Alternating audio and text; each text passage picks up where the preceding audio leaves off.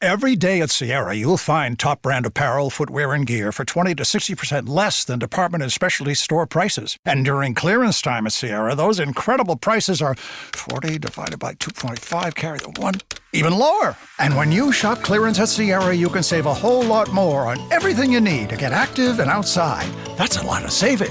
Epic brands, vast selection, teeny tiny prices. That's Sierra. Visit your local Sierra store today or shop online at sierra.com. Prepare to have your mind blown as we delve into the complexities of relationships, explore the cutting edge of science, and celebrate the bizarre and beautiful absurdity of the world around us. This is The Last Show with David Cooper.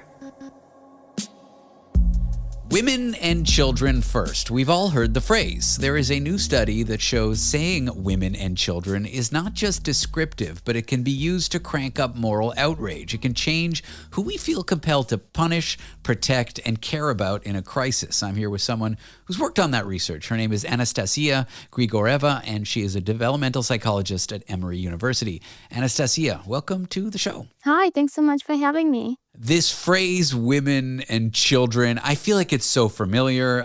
I can think the last time I heard it and really stuck out was in the movie The Titanic. I think it gets said so often, a lot of us don't even notice it. So what made you stop and think, hey, something can be going on here when people use this phrase? Yeah, no, that's exactly right. It actually dates back to an 18th century maritime drill, women and children first. And as you mentioned, it was deeply popularized by the Titanic. And a couple of years ago, my collaborators and I noticed that, there is a lot of reporting going on about various tragic events in the world, and they're pretty diverse. But the theme that cuts across a lot of them is that they indeed tend to highlight women and children. So on the one hand, it could be that it's just a force of journalistic habit because it's such a popular phrase. But from a psychologist's point of view, we're interested, is there something morally, psychologically consequential that's going on when we actually hear that phrase? There's a lot to unpack with gender stuff here, and I want to do that. But before we get there, let's just talk about moral outrage. Mm-hmm. How is it different from just feeling sad or empathetic or angry? That's right. Now, moral outrage became all the rage, so to speak, within the psychology recently, and in part because it's very relevant in the media spaces. It relates to news virality. When people feel morally outraged, they are more likely to share various news stories, and so it can amplify the impact of the stories. So that's partly why we thought it would be a relevant phenomenon here. But what's interesting about moral outrage is that it's this extreme emotional reaction to immoral acts that's actually targeted at the perpetrators. So it makes people make pretty strong judgments about perpetrators, thinking of them as these really horrible people, and also call for really extreme punishments for the perpetrators. So let's get to your experiment and what you asked people. When a crisis or a tragedy happened, when people knew that the death toll, the number of people that passed were the same, they seemed to get angrier when the victims were labeled as women and children. Is it the label alone that really carries that emotional power? Yeah, so that's what we're curious about too, right? There could be different explanations for why women and children seem to have this special moral pull. One thing that people will sometimes highlight is that, well, it's not really women and children, it's really about civilians. And women and children simply act as a stand-in for civilians. Now, harming civilians is bad, we all know that, and people tend to get upset when there are civilian targets. So we actually tested whether it is something about women and children per se, or is it about them standing in for civilians by comparing the two groups directly. And we find that even then, women and children still amplify moral outrage, even relative to civilians. So this does seem to suggest that there is something special about these two groups. Interesting. Well, let's get to kind of the sexism here. Yeah. My understanding is you liken this to something called benevolent sexism, which sounds nice on the surface, I think, but it's still sexism, and it might have sort of threads into hostility or hate. Can you say more about that? For sure. So there are got is generally two camps of sexism, so to speak. One is your traditional hostile sexism, thinking that women are bad and, trying to ruin your life in some ways. But there is this idea of benevolent sexism, which, as you highlight, made on the surface at least, seem pretty nice. It's believing that women are refined or morally pure, have greater moral sensibility. But it also prescribes how we should treat women. For instance, put women on the pedestal or protect them when something bad happens.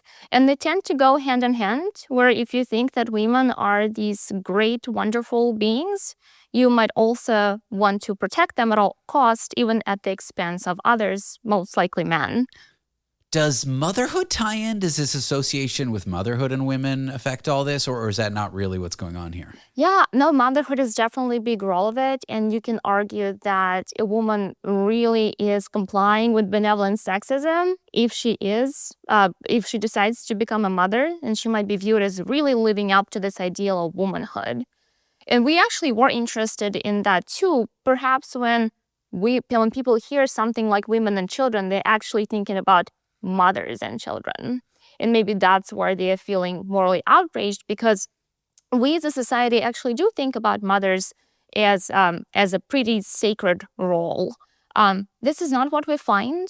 What we find is whether women are mothers or non-mothers, they still amplify moral outrage relative to men, suggesting that it is something about women being women that makes people more morally outraged when they're victimized.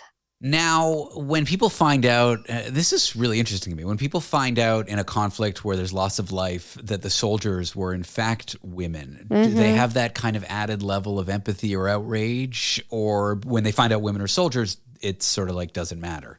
Yeah, now one thing that comes with being a female soldier is there is a sense of agency and decision that you chose to enlist in the army. So there is one factor there. But relative to sexism is that women who are soldiers tend to really not comply with these traditional gender roles. They may be viewed as indeed less morally sensible or less refined. So that raises the question, are they also afforded less moral protection, which may manifest in people feeling less moral outrage when female soldiers are victimized? For someone who doesn't really care about the impact of your study on the groups that are involved, women and children, and really just want to communicate moral outrage about an atrocity, I guess the phrase women and children is a useful tool. But I think journalists should be cautious about using this language, shouldn't they? Yeah. No, and moral outrage, as you suggest, it's really great from the media point of view because it can really motivate people to engage with the news stories, to share the news stories. But one thing that we do know about moral outrage is that it's related to spread of misinformation. Perhaps when you are morally outraged, you actually might be less likely to verify what is it that you're sharing. But I think another interesting point about moral outrage is that it doesn't necessarily mean that people are going to engage in morally good action. What we see is that there is a dissociation where people can express moral outrage, but not do anything to actually help the victims. Interesting. And actually, the more they express moral outrage, the less likely they are to engage in actionable steps to help the victims. So if a journalist or someone in the media, their goal is to generate moral outrage to get positive change, it might not actually create that. That's right. It might backfire. Now, your study was based on people in the U.S. Do you think if you ran it outside in different parts of the world, you would get the same results? Yeah, our hunch that it probably would extend to the countries where there are similar norms, especially that relate to gender. And we actually know that the United States is, comparatively speaking, in the big picture of the world, the United States probably has fewer gendered beliefs relative to some other countries. And so our hypothesis is that if we go to the countries where the gender roles are even more pronounced, we might actually see a greater effect than what we saw here. Any other major takeaways from your research that you would want people to know, for people who hear this phrase or have used it to try to generate outrage without realizing its implication? Yeah, I think double check your reactions when you are engaging with the content online. To me, what's really fascinating about this is that these really small rhetorical choices that seemingly really small made by the media can have pretty profound effects on our moral psychology, which we tend to think is objective, but perhaps not as objective as we like.